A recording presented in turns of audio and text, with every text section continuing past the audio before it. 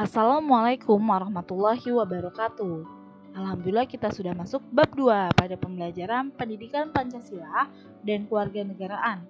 Dalam bab 2 kali ini kita akan membahas tentang norma-norma dalam kehidupan bermasyarakat. Tujuan pembelajaran. Yang pertama, menjelaskan pengertian peraturan, norma, dan hukum secara benar. Tujuan kedua, mendeskripsikan hakikat norma, kebiasaan, adat istiadat, dan peraturan-peraturan yang berlaku dalam kehidupan bermasyarakat. Coba kalian perhatikan gambar-gambar berikut ini. Maksudnya apa ya? Ya, manusia digolongkan menjadi dua. Manusia dikatakan sebagai makhluk individu, manusia juga dikatakan sebagai makhluk sosial. Kita akan membahasnya satu persatu. Sebagai makhluk individu, artinya manusia mempunyai hak-hak pribadi, kepentingan pribadi, serta kebutuhan pribadi. Sedangkan sebagai makhluk sosial, menurut Aristoteles, beliau berpendapat bahwa manusia dikatakan sebagai zoon politikun. Artinya, manusia itu tidak dapat hidup sendiri, pasti membutuhkan bantuan orang lain, serta memiliki keinginan untuk bergaul dan berkumpul dengan sesamanya. Nah, hal ini kita tidak dapat mengkiri bahwa manusia dikatakan sebagai makhluk sosial, artinya manusia perlu adanya interaksi, perlu bersosialisasi, perlu bermasyarakat antara masyarakat yang satu dengan masyarakat yang lainnya, sehingga hal ini dikatakan sebagai manusia sebagai makhluk sosial. Nah, hal ini juga diperkuat oleh pendapat para ahli. Yang pertama, menurut Ibnu Khaldun, beliau berpendapat manusia itu harus hidup bermasyarakat. Sedangkan menurut P.J. Bauman, manusia itu baru menjadi manusia jika hidup bersama dengan manusia lainnya. Nah, itu secara otomatis manusia kan bersosialisasi ya, sehingga manusia itu perlu adanya interaksi. Nah, dalam interaksi antar manusia itu bisa memunculkan persatuan, tetapi juga bisa memunculkan konflik. Nah, konflik-konflik apabila konflik terjadi itu bisa menimbulkan manusia itu bertengkar atau pertentangan. Nah, dengan adanya konflik tersebut, manusia itu membutuhkan aturan dan kontrol sosial. Akhirnya muncullah nih norma dalam bermasyarakat atau peraturan dalam bermasyarakat. Nah, kita akan membahas tentang pengertian norma terlebih dahulu. Menurut Kamus Besar Bahasa Indonesia, norma adalah aturan atau ketentuan yang mengikat warga kelompok dalam masyarakat dan dapat digunakan sebagai panduan, tatanan, dan pengendali tingkah laku yang sesuai dan diterima oleh masyarakat. Sedangkan pengertian secara umumnya, norma adalah kaidah atau aturan yang disepakati dan memberi pedoman bagi perilaku para anggotanya dalam mewujudkan sesuatu yang dianggap baik dan diinginkan.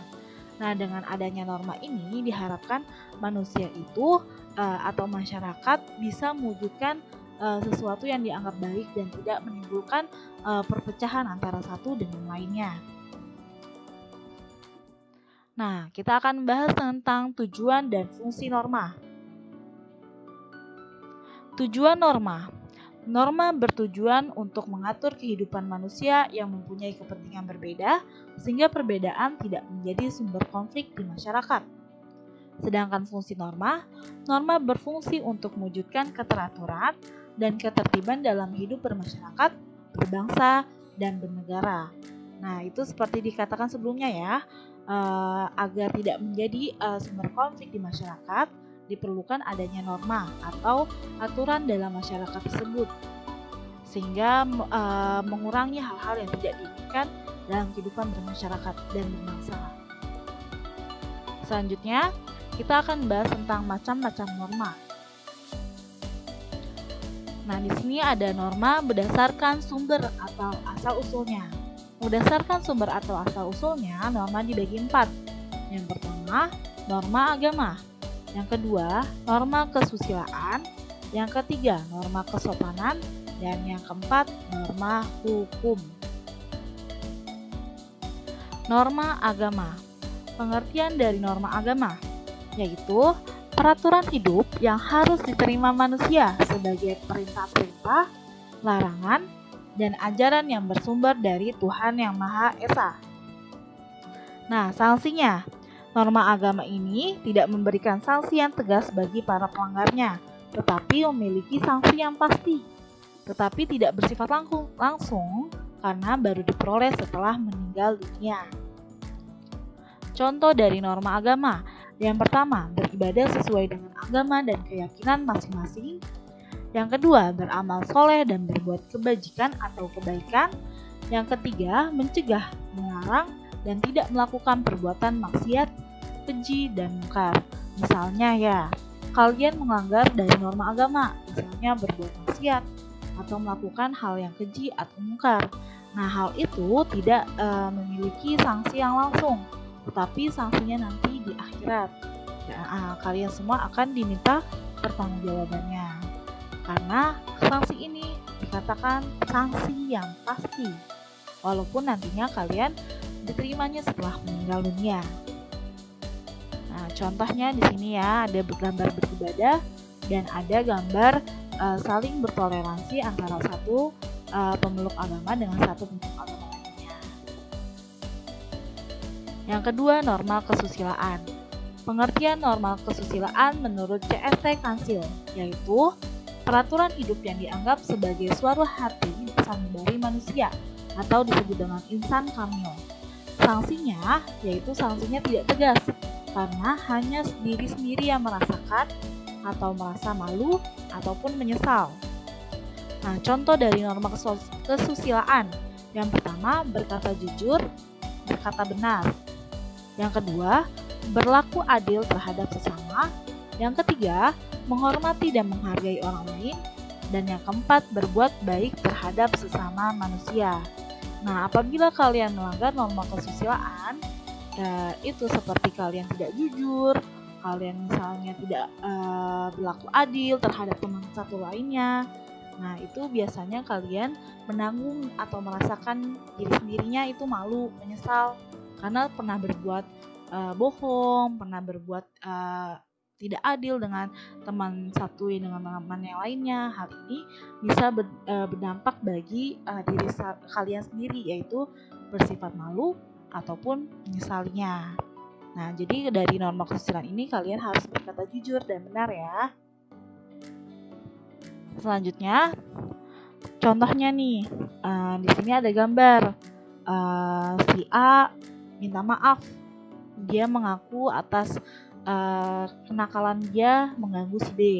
Nah, si C-nya itu merupakan penengah. Nah, makanya itu dikatakan, nah gitu doang minta maaf. Nah, selanjutnya kalau misalnya ujian, itu jangan sampai mencontek. Kalau misalnya kalian mencontek, berarti kalian sudah melanggar norma kesusilaan karena tidak berlaku jujur dan tidak berlaku sesuai dengan yang semestinya. Selanjutnya, norma kesopanan. Pengertian dari norma kesopanan yaitu peraturan hidup yang bersumber dari tata pergaulan masyarakat tentang etika dan tata krama dalam masyarakat. Sanksinya tidak tegas, diberikan oleh masyarakat berupa celaan atau cemoohan atau dikucilkan dalam pergaulan. Cemooh itu seperti omongan-omongan masyarakat ya, gitu. Contoh-contoh dari norma kesopanan. Yang pertama, menghormati orang yang lebih tua. Yang kedua, menerima sesuatu dengan tangan kanan. Yang ketiga, tidak berkata kotor, kasar, dan sombong. Dan yang keempat, tidak meludah di sembarang tempat. Nah, norma kesopanan ini nih yang kalian harus benar-benar perhatikan. Seperti kalian misalnya dalam hal pandemi ini ya, misalnya kalian belum mengerjakan tugas. Nah, kalian itu bisa mengechat gurunya itu dengan tata krama yang baik, dengan kata sopan santun yang baik. Nah, selain itu juga kalian harus menghormati atau menghargai saling sesama teman. Walaupun kalian misalnya belum saling mengenal banget, tetapi kalian harus menghormatinya. Kalian harus saling menghargai. Jangan sampai kalian itu belum kenal tapi sudah bermusuhan. Nah, seperti itu ya. Jadi norma kesopanan ini sangat perlu dijaga omongannya, dijaga sopan santunnya, dijaga tata kramanya dalam kehidupan baik itu kehidupan sehari-hari maupun bermasyarakat dan bernegara. Selanjutnya, contoh dari norma kesopanan. Nah, ini adanya salam, yaitu menghormati orang yang lebih tua. Sebagai guru juga harus saling menghormati kan. Selanjutnya, saat menerima sesuatu dari orang sebaiknya menggunakan tangan apa nih? Ya, itu sudah pasti ya, tangan kanan. Nah, dengan kita menerima sesuatu dengan tangan kanan itu kita sudah melaksanakan norma kesopanan. Selanjutnya, norma hukum. Pengertiannya yaitu pedoman yang dibuat oleh lembaga negara atau politik suatu masyarakat atau bangsa. Sanksinya tegas, nyata, mengikat, serta sifatnya memaksa. Contoh norma hukum yaitu harus tertib, 2 harus sesuai aturan, 3 tidak mencuri, membunuh, dan merampok. Contoh lainnya seperti ini, pengendara kendaraan bermotor itu harus membawa SIM, bawa STNK.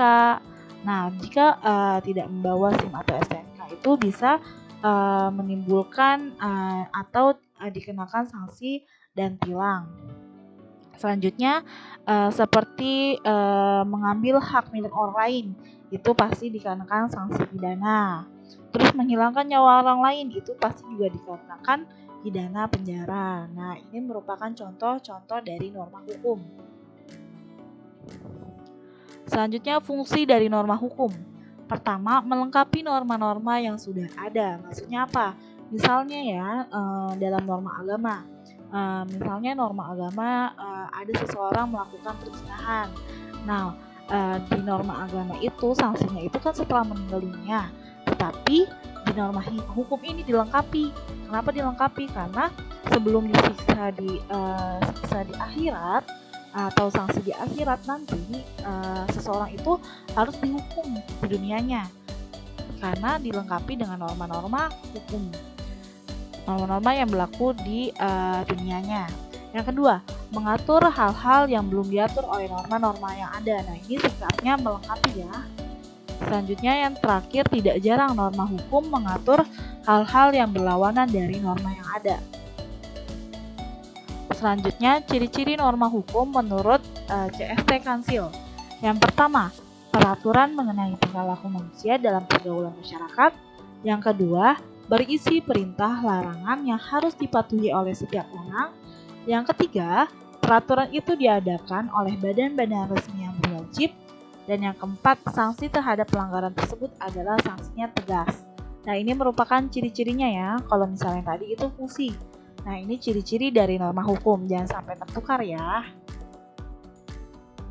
Selanjutnya nih contohnya ya, tadi yang Ibu bilang. Nah, di sini contohnya itu ada pengendara yang melewati jalur Transjakarta.